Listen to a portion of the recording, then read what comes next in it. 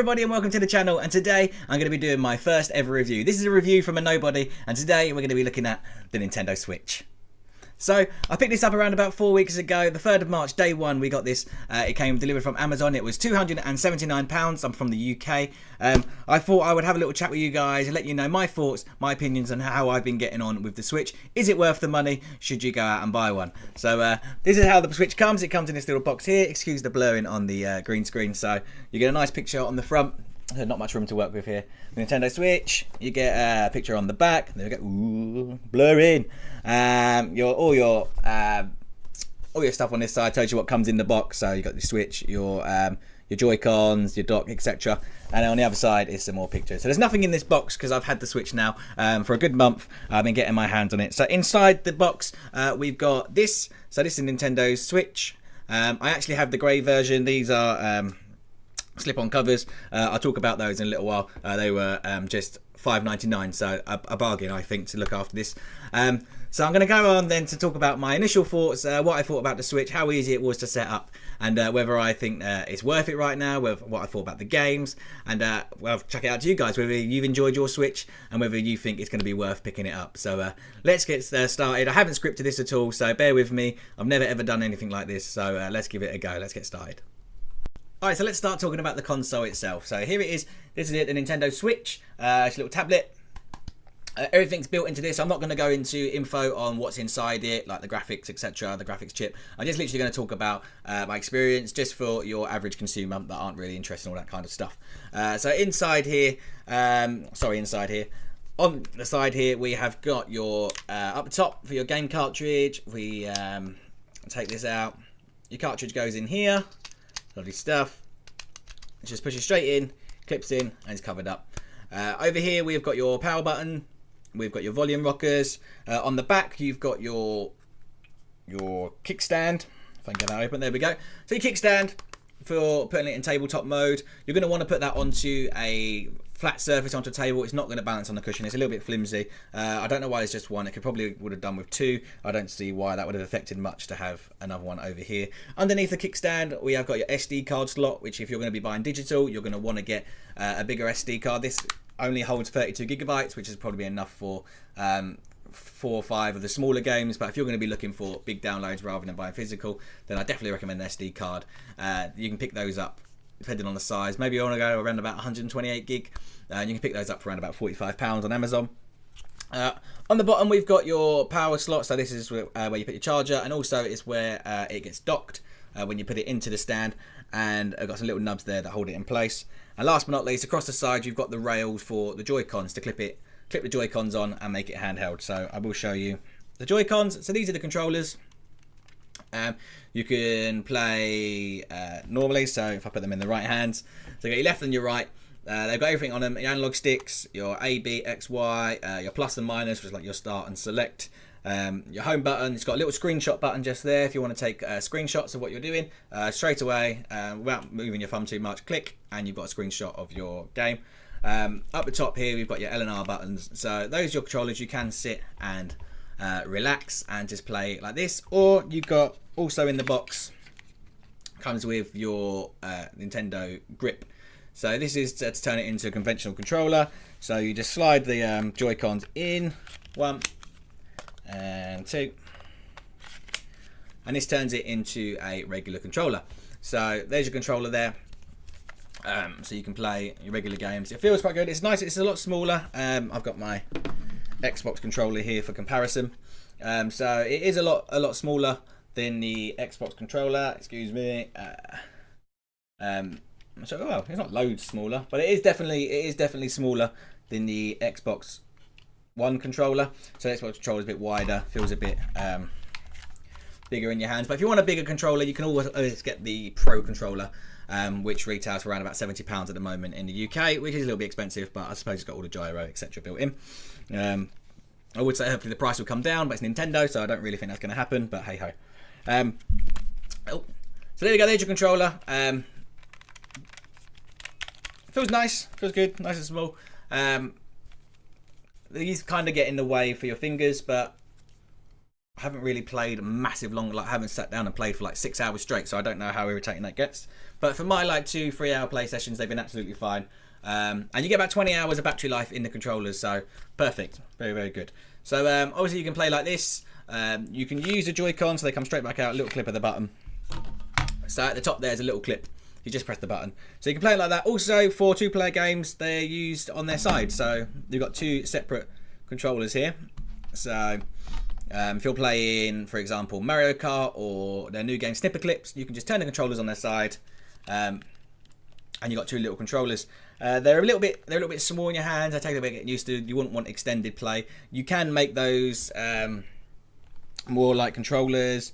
You can pick up loads of accessories. So here I've got some Geo grips, which turns it into like a proper little controller. And they're still small, but definitely does the job for when you're on the go and you want to play 2-player mode with someone. So it saves you taking around 2 big beefy controllers. So the other option of playing then obviously is the option that I've chosen more of, and that is the handheld mode. So over here on the side rails, we just clip the controllers in.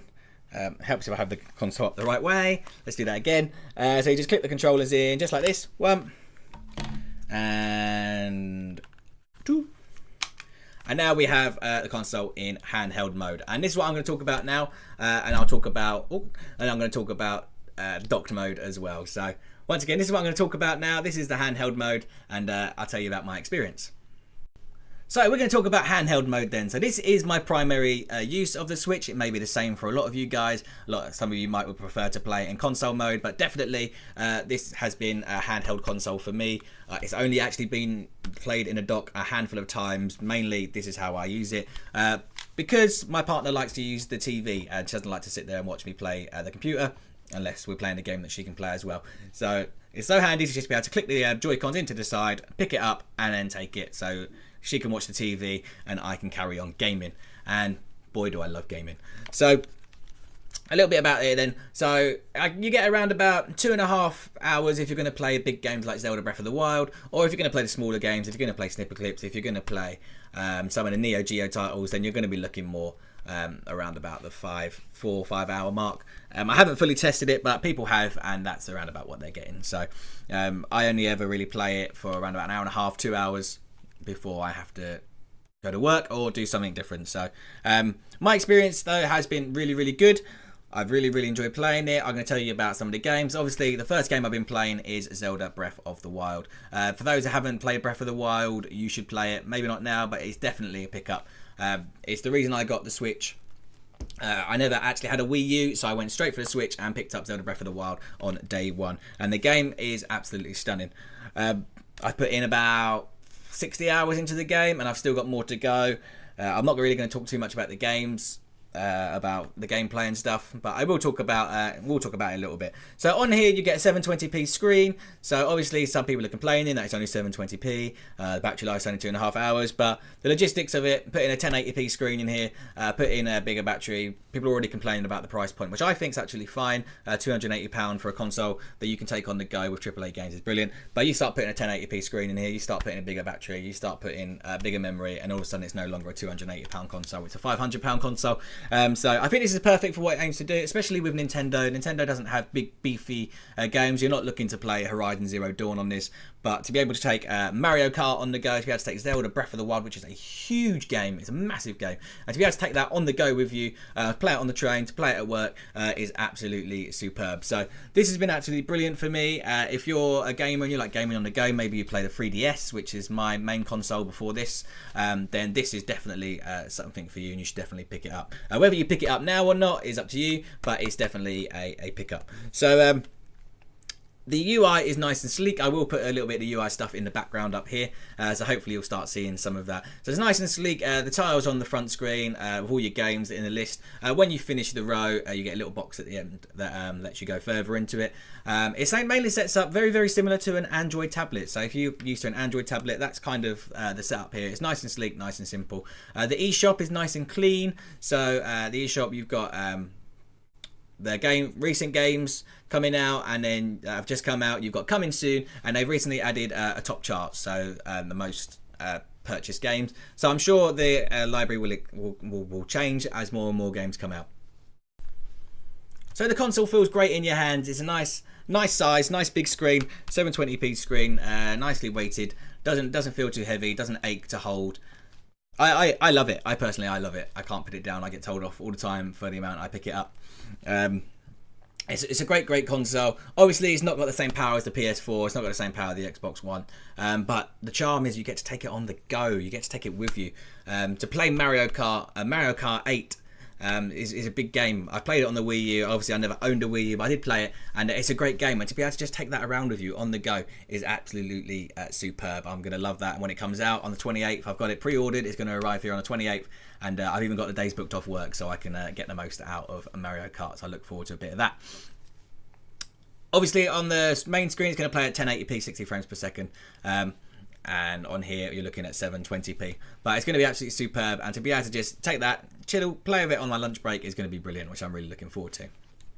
So I'm going to talk then a little bit about the games lineup. And obviously, the big controversy was there wasn't any big games on release. Got a small library. Zelda Breath of the Wild is a Wii U port, which they just delayed to come onto the Switch. Yes, that's partly true. However, Wii U had a big, I think it had around about 30 games on release off the top of my head. Had a big library, and realistically, how many of those games were purchased? Not many. Not many games were purchased for the Wii U altogether. So a massive library doesn't mean everything. So Switch definitely has relied on its big release, Zelda Breath of the Wild, which nearly has a 1-to-1 attach rate. If you weren't buying Zelda on this, I don't know what you were buying. But Zelda Breath of the Wild has been a massive game. Like I said, I've put about 60 hours into it. I've still got a lot more to go. I'm still not finished. I've still only done 3 of the Divine Beasts. I don't want to talk too much about spoilers in case anyone still hasn't played the game. I don't want to ruin it. But Zelda Breath of the Wild has been an absolutely superb game, and I've loved playing it, and that's where I've spent most of my time on the Switch. However, I haven't just picked that game up. I picked up a few others, so I'm going to talk about those as well. Fast RMX is a brilliant racer game. It's got an F-Zero, if you remember F-Zero, if you're a fan of that series. It's got an F-Zero vibe to it. It's really fast race. A nice mechanic with the colour changing from blue to orange to match the boosts on the floor. So it takes a little bit of getting used to. It's very high paced, and it is definitely filling the void until I get my hands on some Mario Kart. So I've been playing Fast RMX. I've also been playing with the partner Snipperclips. If you haven't played Snipperclips, you definitely need to give it a go when you get hold of the Switch. £20 it is in the UK. Perfect little game for you to play. Perfect little party game. I play it with my partner. It can be a very stressful experience playing with a loved one. It has caused a couple of rows. Where she's not really a big gamer, so trying to get her to do some of the puzzles is a bit infuriating, but we get there in the end. So that's a great game. You should definitely check it out. The big game I've just started playing, I did pick it up on day one as well, but I've only just got around to playing it due to playing Zelda Breath of the Wild, and that is I Am Setsuna. So this game is also available on the PS4 and I believe on the PC. It's a great game. It's a JRPG. It's an old school JRPG. It plays beautifully, 1080p, 30 frames per second. It is absolutely a stunning game. I'm not too far into it, but I'm definitely getting more and more into it. So that's definitely a game you should check out. So also, I'm looking forward to some more games. I played in the Splatoon 2 Test Fire, which is absolutely brilliant, and that's coming out later on this summer. Now, with the Nintendo Switch console, have become a lot of accessories. Considering it's only a month old, we've seen a lot of accessories coming out for it. Some are good, some are not so good. I picked up a few, like I said earlier on. I picked up these duo grips. They turn your 2 Joy-Cons into little controllers. So if you're going to play Mario Kart on the go and you don't want to take around 2 of these, or you don't want to take around your Pro controllers, you can just literally take these 2 little things in your bag, and then you can use those, clip your Joy-Cons in, and that creates 2 little controllers, a bit more to hold on to. So I picked these up for $14.99. They're perfect. I haven't used them that much, but we don't play Snipperclips that much, so I'm hoping when Mario Kart comes around, these come in handy. Also for these as well, you've got the silicone grips. Now these are the ones I've got all different colours. I've got red, white, blue, all different ones. So they're just little gel silicone grips like that, but they're brilliant. They fit on lovely. So if I slot those on as well, they just slide straight on. Boom, just like that. Boom. Nice Joy-Con grip, and of course on this side. So now we've got the neon effect without getting our hands on the neon console. So these, like I said, they've got a little bum. They got a bum. There you go. It gives you a nice grip. They unfortunately don't fit into the grip due to the bum, but if you've got flat ones, flush ones, then maybe they'd fit in. I don't know. I haven't tested that.